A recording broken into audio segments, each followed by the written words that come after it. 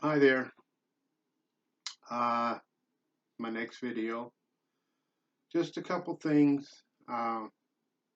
Basically,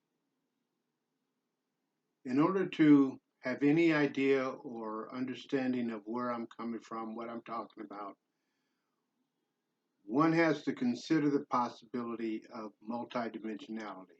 But before I go into that, I want to point this out. Everything I say is my perspective. If I don't verbally say from my perspective, know that that is inherent. Everything is from my perspective.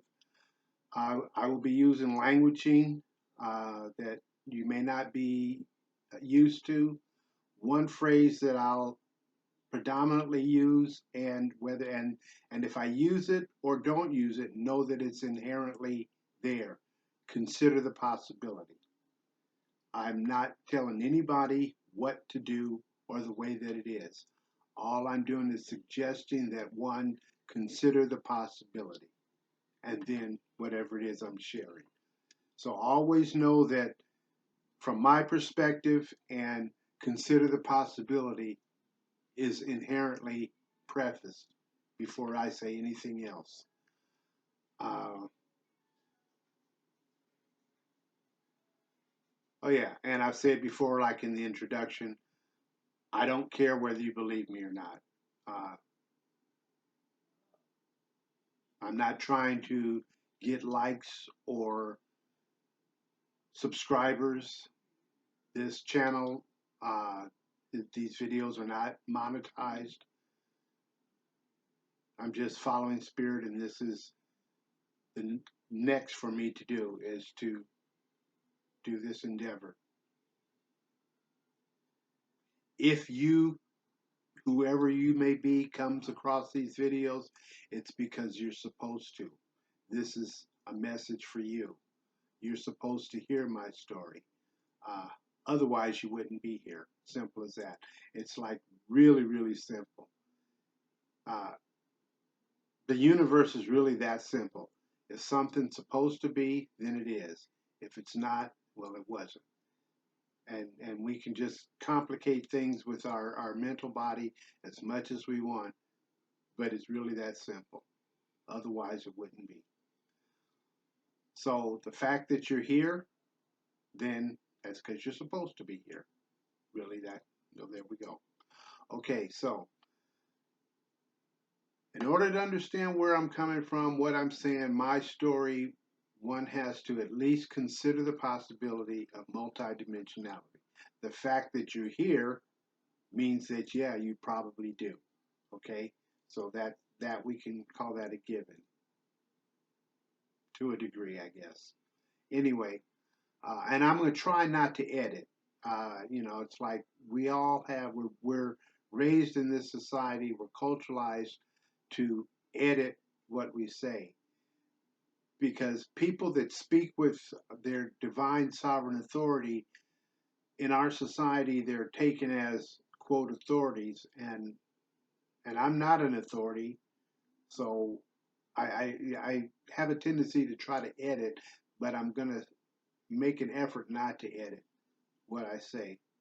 You just take it for what it's worth, if there's any worth in it for you. That being said, everything I speak is is speaking from multidimensionality. That is my reality. There are stories I'll tell, experiences that I've had that directly not that are multidimensional. I'll just say that because I won't even say. I was thinking hearing directly evidence multidimensionality. I'm going, no, that's not it. It's directly multidimensional experiences, and that's simply all they are. Uh, we do this all day long, and we're just consciously not aware of it. So I hope the lighting's good. I sit in front of an open window, and I like it better than the last video. So anyway,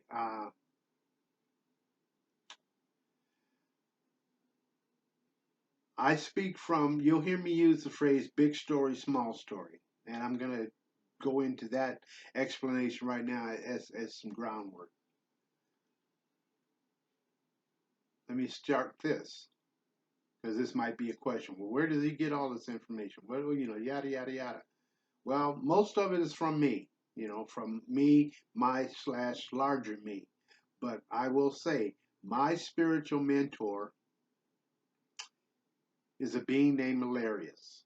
Oh, one other thing I want to say, and then in my languaging, I will endeavor to be as meticulous and specific as I can. So I have, over the years, talking to people, I will get responses that say, oh, so in other words, what you're saying, no, there are no other words to what I'm saying. That may be how you're interpreting what I'm saying, but what I'm saying is exactly what I'm saying. If you want to know and understand what I'm saying, listen to what I'm saying, not what you think I'm saying. And I understand that we all perceive through our mental filters, you know, based on culture and everything else, our ego, the whole 9 yards. You interpret the universe through your filters. We all do. But I would advise to listen to the words I say. Like I said, I will make the effort to be as meticulous and specific in my languaging as I can. Okay? So when I speak about multidimensionality, I speak in models, and every model, and models are just to convey a concept. Every model, if you dig deep enough, you'll find a hole in it. So nothing that I say is etched in stone. But in that multidimensional model, which is the 12-dimensional model that I use, my mentor is a being named Hilarious. Hilarious emanates from the 10th dimension of that 12-dimensional model. Hilarious has never incarnated in a human third-dimensional body. I have met Hilarious in person.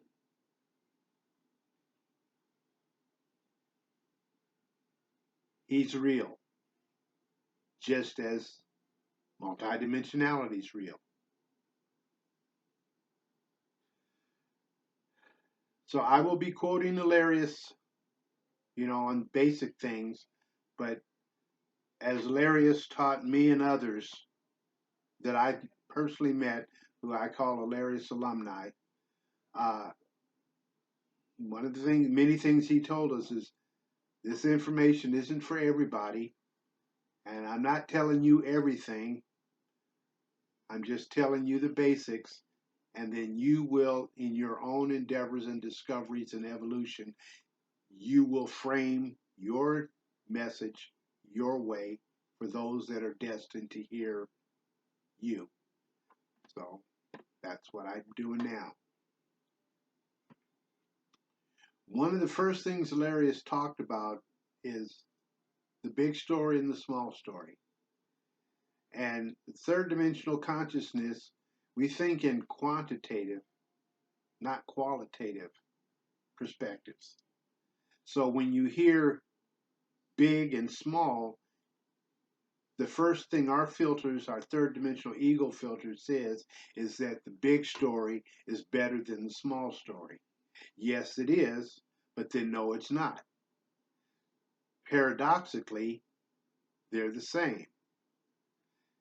As I say that, as I use that word paradoxically, let me share you my definition of a paradox. And the entire universe is paradoxical. My definition of a paradox is two things that seemingly contradict one another, but simultaneously exist. I'll say it again. Two things that seemingly contradict one another, but simultaneously exist. The operative word in that statement is seemingly. I didn't say two things that contradict each other. I say two things that seemingly contradict each other, but simultaneously exist. One of my favorite phrases from Hilarious, once I got it and understood the paradox, life is exquisite in the center of the paradox.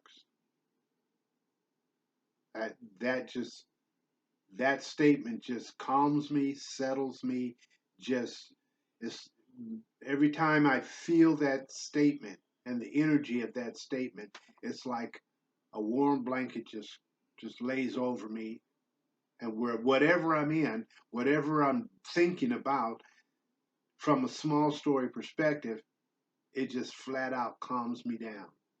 Life is exquisite in the center of the paradox. That is balance. That brings me back to center. That is where I'm at. That's how I can center myself immediately. Just pull that phrase, say that phrase, feel that phrase, embody that phrase, and it's just, okay, I'm good. Life is exquisite in the center of the paradox. It's total allowing. It is and it isn't simultaneously. So I don't have to be polarized. I don't have to take position on whatever it is, on either polar opposite of whatever it is. I don't have to take a position. I can be 100% unconditionally allowing. Life is exquisite in the center of the paradox.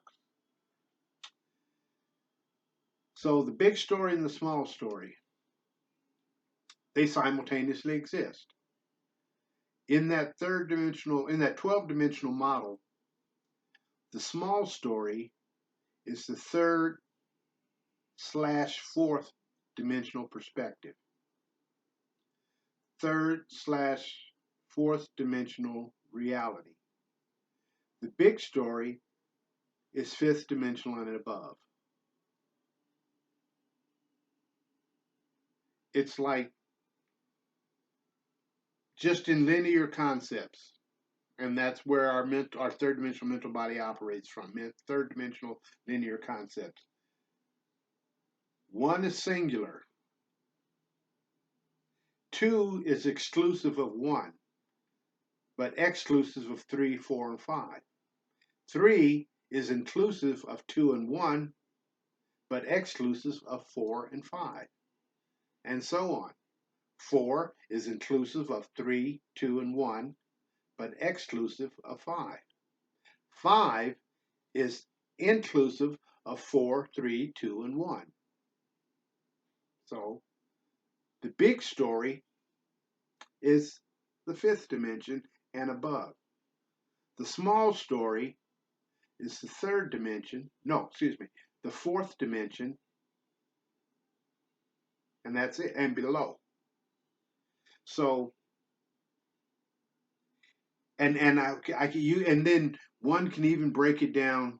I have broken it down to, and this is just a gross model, because consider the possibility that in each dimension, everything being vibrational, each dimension is broken up into multiple octaves of vibrations in each dimension. Again, nothing's etched in stone. These are just models to convey concepts. So I have a diagram here. I hope you can see it. Let's see. It's almost like, okay, the circle is the small story where your ego self lives. The you that's walking around in third dimensional body calling yourself whoever you are. That's within the circle. And that's 3, 2, and 1 in the dimensional model. But there's a boundary. Outside of that boundary is the big story. Okay? The big story is 5D and above, and I didn't draw another. I used to draw another circle, but in this one I decided to leave the boundaries of the page open, so that's infinity in all directions, because the universe is infinite in all directions, physically and in our concepts, in our mental concepts. So if you're in the small story, your perspective bumps up against the boundary, and that's all you can know. Because here's a truism: one can't know what they don't know. Conversely, one can't unknow what they do know, which is one reason why I have compassion and empathy for everybody around me. Why I don't make a big deal about whether you understand me or not. You can't know what you don't know. Simple as that. So why would I hold you accountable or responsible for something you don't know? That would be absurd. Another model that I've come up with, and this is one of the things that Spirit has used me for, I'm really good with building models. I'll take a big story concept and I'll run it through my head and bring it down in dimensions to where there's the big story concept. And if I can translate it into a small story explanation or model that somebody from a small story perspective can understand and it makes sense, then I did a good job in that particular exercise. Well, here's one that I use to explain the big story, small story. Take the trilogy Lord of the Rings, which I've read a couple times, The Hobbit a couple times, because, like I said, I've been to science fiction since the fourth grade. Okay, a little bit of fantasy, which that falls into, but yeah, I love Lord of the Rings. Okay, so if you read Lord of the Rings, or if you read the first book of the trilogy, Fellowship of the Ring, that's great. I've read the first book, Fellowship of the Ring. Now, mind you, I've read all three. I've read the whole trilogy, Lord of the Rings. But you've read only the first story, Fellowship of the Ring. And that's great, because you and I can talk all day and just have a ball talking about what happened in that story. And as a standalone, as a story, it's well and good. But it has its ending leaves an opening for something else. But if you haven't gone past that and interacted with that something else, all you know is the first volume, the first, Fellowship of the Ring. And like I said, me and you have a ball talking about it, drink a beer, whatever, smoke a joint, whatever, Uh, but we don't, that's all we can talk about. That's all we can talk about. Because if I start bringing in stuff about, the Two Towers, which is the second book, you don't have a clue what I'm talking about because you haven't interacted with it yet. You can't know what you don't know. So I would be speaking, a foreign language. You'd have no clue of what I'm talking about because you just haven't interacted with that information. Same thing with, you know, Return of the King, the third book. Now, you could read the second book, and we can talk about the first two stories, Fellowship of the Ring and the Two Towers. We can talk about that twice as long. But we can't talk about the whole trilogy. Who have read all three, I can't bring anything into the conversation from Return of the King, the third book, because You don't know what I'm talking about because you haven't interacted with it. You see? So when I talk about the big story, if you don't know anything about the big story, all you can speak to is the small story. And all I can speak to you is about the small story. But I have transcended the small story. I've interacted with the big story. So it's like just because I have interacted, and it's not saying I know more than you do. It's just that I've experienced something that you haven't. But you have the opportunity to. Nobody's denying you that. The fact that you're here means that maybe this is time for you to experience it. Otherwise, you wouldn't be here. Again, back to the simplicity of the universe. You wouldn't be here if you weren't supposed to be here. So hopefully that's a good, fairly decent explanation of the big story and the small story. And in that paradoxical universe, see where the third dimensional mind would say one's better than the other. No, it's like another model that I used to use years ago was like you hear about coffee table books. Somebody in their living room, their coffee table, and they have magazines or books sitting out there. Well, there's one book sitting here, and there's one book sitting here, and they're both valid unto themselves. One's just got more in it than the other. One is about this. Say you got the first volume of Lord of the Rings, the first trilogy, the first volume of the trilogy. And then over here, you have a volume that holds, or printing a book that holds all three volumes. One's not better than the other. It's just is what it is. This one over here, the first volume, is not lesser than. It just is what it is. I'm sure you understand the difference because otherwise you wouldn't be here. So I see, and I'm gonna try not to be so elemental in my teaching or my speaking because yeah, this is what I'm doing. I'm teaching, but I'm gonna try not to be so elemental because you wouldn't have found this channel if you weren't supposed to. And I've known this. Like I said in my introduction, I started spiritually waking up in 1988 and engaged with, became a student of Valerius in like 1990, 91. So I've been at this for a while. This is basically how I live my life. One of the things that Valerius said, is, and one reason I love it, is why I have this non attachment to who I am, what I say. What, Valerius, he said, the cumbersomeness of the human language,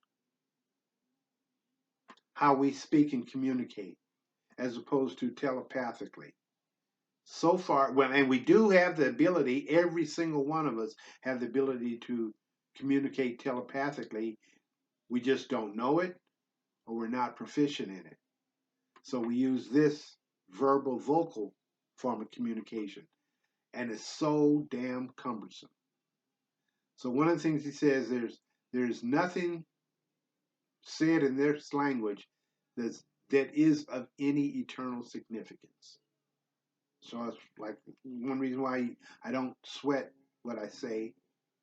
I'm not attached to what I say or whether you get it, because none of this is of eternal significance. This 3D, height, width, and breadth, this isn't it. This absolutely is not it. And I know that from firsthand, personal, first person experience. This is not it. I have been there and back. Oh, that's funny. I think, if I'm not mistaken, the subtitle to The Hobbit, the standalone book by J.R.R. Tolkien, that's the prequel to the trilogy Lord of the Rings. The full title, if I remember correctly, the full title to The Hobbit is The Hobbit, There and Back Again. I have been there and back again. I know that exists. That's like when Bilbo came back in The Hobbit, the end of The Hobbit. When Bilbo came back from his adventure, like nobody believed him. And he just was fine with that. He lived his life just fine after that to a ripe old age. And if you've seen the movie or read the book, you remember when we're in the Fellowship of the Ring, we're introduced to Frodo and the Fellowship, that gathers. Uh, Bilbo's there. Bilbo's an old man now, and he's lived a long, full life, and he was just comfortable because he knew what he knew, and he knew it was real. Whether anybody believed him or not, he knew what he knew, and he knew it was real. This is where I'm coming from. I know what I know, and I know it's real, and I don't care whether you believe me or not, but I've been there and back. Hell, I go every night. We all do. I'm going to share that with you too. I got some interesting models that we'll all be able to relate to, talk about multidimensionality. I'll use one right now because I'm talking about multidimensionality. I can prove to you that multidimensionality is real and that you experience. If you remember your dreams, have had a dream and woke up the next day and remembered even just a smidgen of it, you knew that you did something because you have a memory of it. Okay, this is what we do. In this dimension, this is our vehicle. Now, because I masqueraded as a long haul truck driver for 30 plus years. I'm going to use a model of a vehicle here in the third dimension because this is a vehicle here in the third dimension. Now, a car or a big truck, if it has enough fuel and continues to have fuel replenished into the tanks, you can technically let that vehicle run indefinitely. All you got to do is park it, put it in neutral, or, in a big truck, put it in neutral and set the brakes. In a car, you put it in park or neutral and set the emergency brake and just let it sit there and idle. And as long as you keep pouring fuel into the tank, it will just sit there and idle as long as you keep pouring fuel in the tank. It's not going to get up and go anywhere. It's not going to do anything. And if it's running properly, it'll just sit there and idle indefinitely as long as you keep putting fuel in the tank.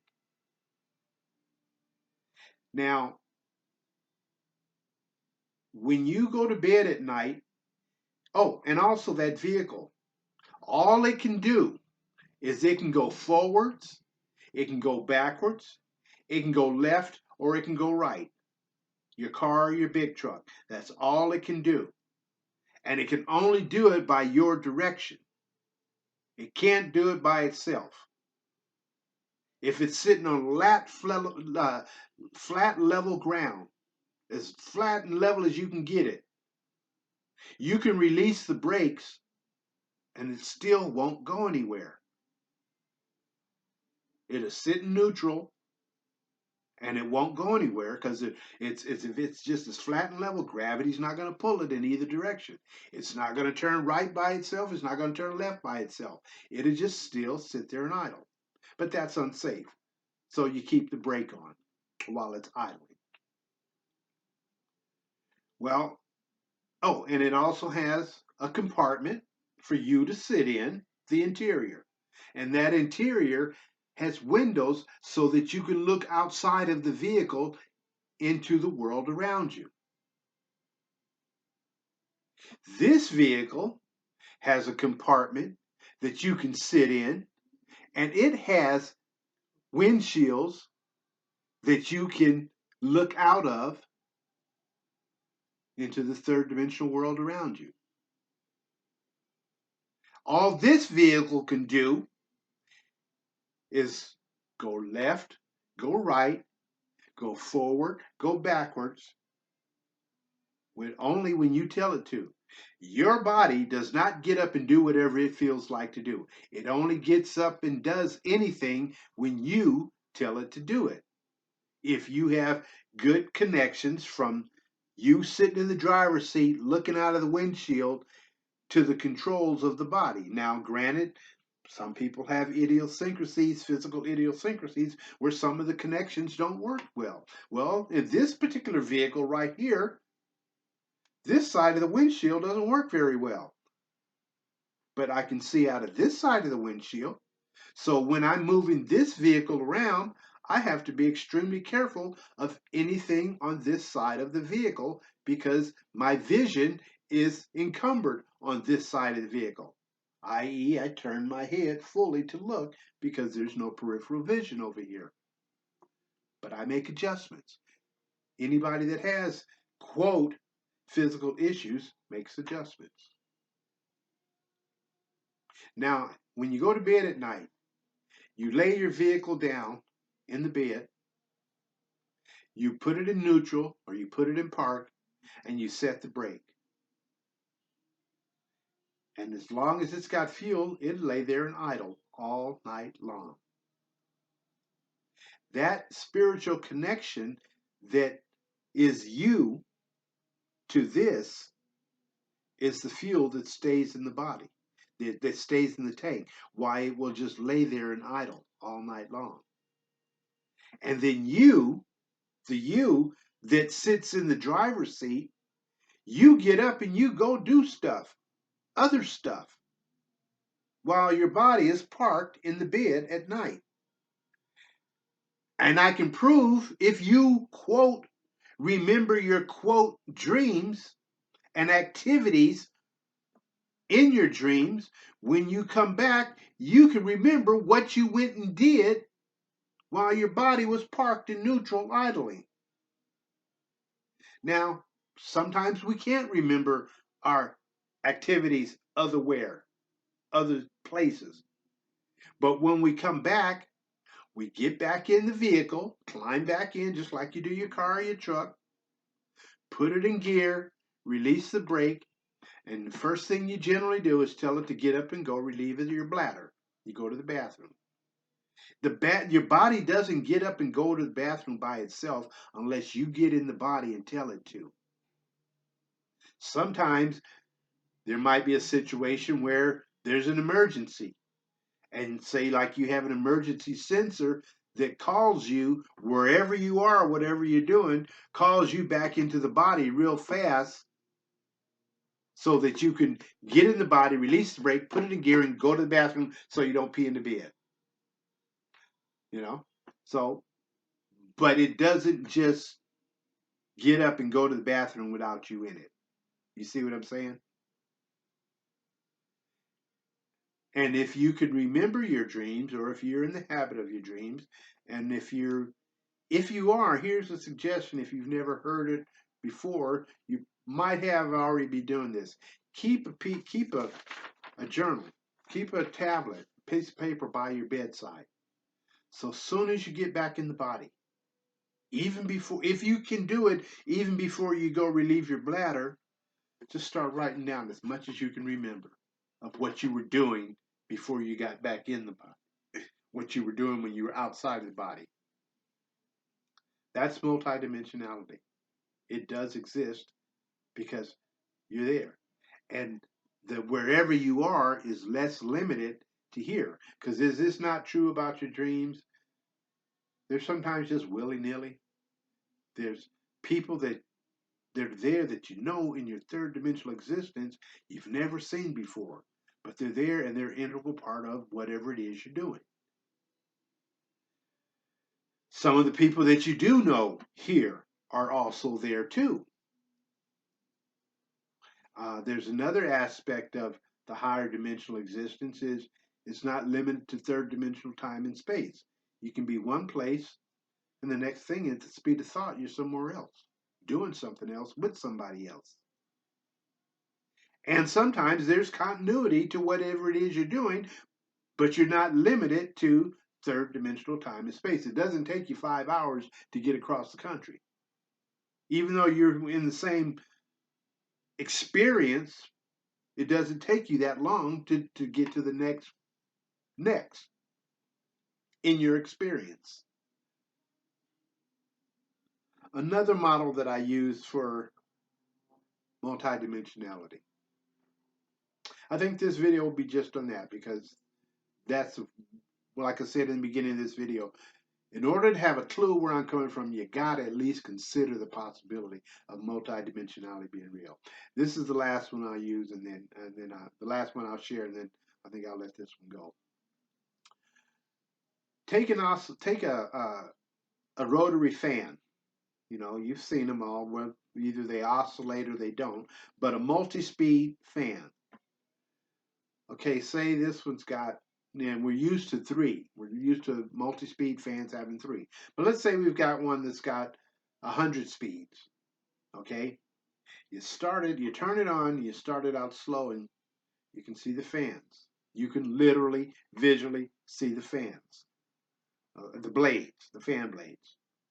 Okay, kick it up a notch, the next speed, and they speed up just a little bit more. But you can still see them. You know, and let's call that rotation, which is a sense of vibration. That's it rotating. It's vibrating from this point back to that point, back to that point, back to that point. And if you time it, you can call that a vibration. One rotation, one rotation, one rotation.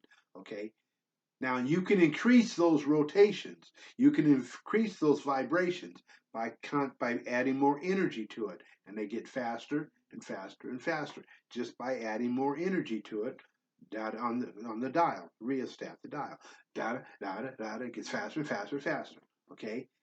At a certain point, the blades start to blend in, and then at a certain point, you add enough energy to that, and that's all it is, it's energy. You add enough energy to the motor that's turning that fan, and those blades become invisible. You can't see them. When you could, with less vibration, less frequency, you know, the frequency of one rotation, okay? With less frequency, you could see them. But now you added so much power, so much energy, it's invisible. You can't see it. Stick your hand in there. And just because you can't see it, don't say it's not real. Okay? Because the third dimensional mind, that's how we do this. Oh, that dimension is vibrating so high, I can't see it, I can't perceive it, so it obviously must not be real. Well, in that model of the rotating fan, I dare you to stick your finger in there, just because you can't see it. I dare you to stick your finger in there and tell me how real it is. It becomes extremely real. It's just as physical when you can't see it as when you can't see it. That's to say that in that 12-dimensional model that I speak of, everything there is just as real there and valid there as everything is here. It's just that this is all we're perceiving right now in our, quote, waking state. That was a weird thing to end it on. Anyway, I love you. Blessings on your journey. I will talk to you soon.